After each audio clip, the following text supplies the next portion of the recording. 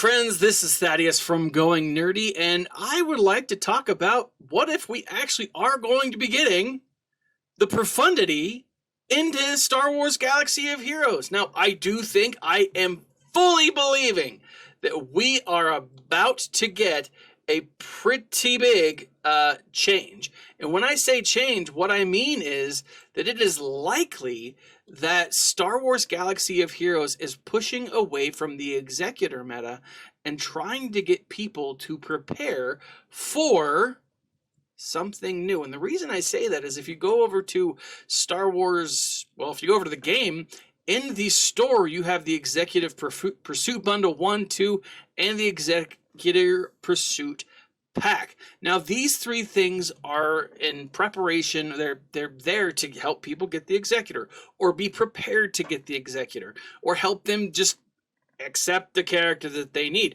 But here's the thing, though, guys.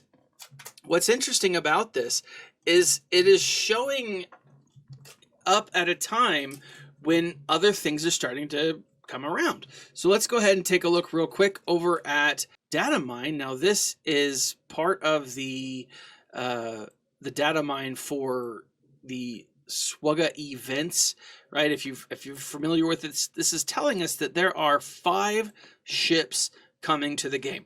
Now, what these 5 ships possibly are, what it could mean is these are 5 ships that already have characters assigned to them in the game, or there are 5 ships that may be pilotless that need to come to the game. One way or the other, there are 5 ships inbound. Now let's go ahead and take a look and see what ships are actually potentially coming to the game and how that would score. Now again, if it's the Profundity was huge in the Battle of Scarif. We saw Raddus show up. Obviously that was a huge thing. We know that Base Malbus was the character login reward for episode, or for the month of June, not episode anything, but we've got Home One and we've got all of these other ships. Now, if you get rid of like OG canon ships, that means Biggs and Wedge are probably gone. Han's Millennium Falcon wasn't at Scarif. The Outrider I could totally see. Bistan and Cassian's U-Wing, both I could totally see. The Rebel Y-Wing would be there, so was the Ghost and Phantom 2. But I believe, actually, at this point in the canon, it would have been Phantom 1. Now, if that's the case, then what we'll see as far as characters go, let's bring up just the Rebels for a second. You will see characters like Princess Leia maybe finally getting the Tantive 4, right? Because that was at the Battle of Scarif. Now, should the Tantive 4 be its own capital ship? Personally, I don't think that it should, because the Tantive 4 was aboard the Profundity. So it needs to be its own thing. Captain Han Solo, no. Lando, no. Cassian's got one. Biggs, Wedge, also no to all of those. So who are we left with, right? We've got a lot of characters that already have something. Now, my thought, if they're going to be adding just ships, what I could potentially see them doing is I could see them bringing in Red 5.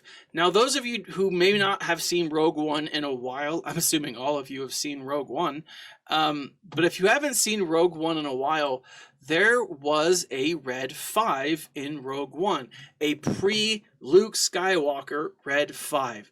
This ship was blown up. This ship was destroyed along with its pilot, thus giving Red 5 the moniker, the title, availability, so when Luke comes in, he could take it over. Now, here's what's interesting about that. We all want Red 5 as Luke Skywalker. That makes total sense. He's an amazing character. He's awesome. He is great. But he is not a Marquis-style character. He is not even, in my mind, a Conquest-level character. He would be a legendary character of sorts, and he would definitely be needed for the Death Star raid. Now, if it is a Death Star raid, if there is one coming, they've talked about it, they've mentioned it roughly in passing over the years. It's been discussed. Red 5, in my mind, wouldn't necessarily be the reward character for the Death Star raid, but would be needed for the Death Star raid. I know there's some disagreement with me on that one, and I totally understand why, but I think personally he would be the reward, the needed for the Death Star, not a reward from it. Having said that, to unlock that Red 5, I think you would need a pre-Red 5, and I think this would be the perfect opportunity to bring it into the game. Now again, as I'm saying, just by giving us 2 characters, you give us the Tantive 4 and Red 5 without a leader, without a pilot, right? All of a sudden, you only need 3 more ships to be brought into the game. You could have an A-Wing, you could have a few other things being brought in, but it would all be focused towards the Profundity. Now, it could simply be that it's the Profundity, the Tantive 4, and this Red 5 that I've just mentioned, and 2 others, right? 2 other random ships that are neither of those 2. That's all very possible. Or it could be all 5 Rebel ships. I do have to jump over here real quick. I've been looking on Reddit just to kind of get some ideas as to some of the characters that are in the game. One thing that was brought up is this little guy right here. This ship is now not just an airspeeder that is something that's like planet side, right? We saw it in Hoth, right? You could give the Hoth Scout or the Hoth Rebel Soldier, or maybe even both of them, this ship. But, and this isn't only a small spoiler, but in Kenobi, we saw this ship again. So it's very possible that we could see this ship being added. Now, I would love that, but let's also take a look. I saw this as well.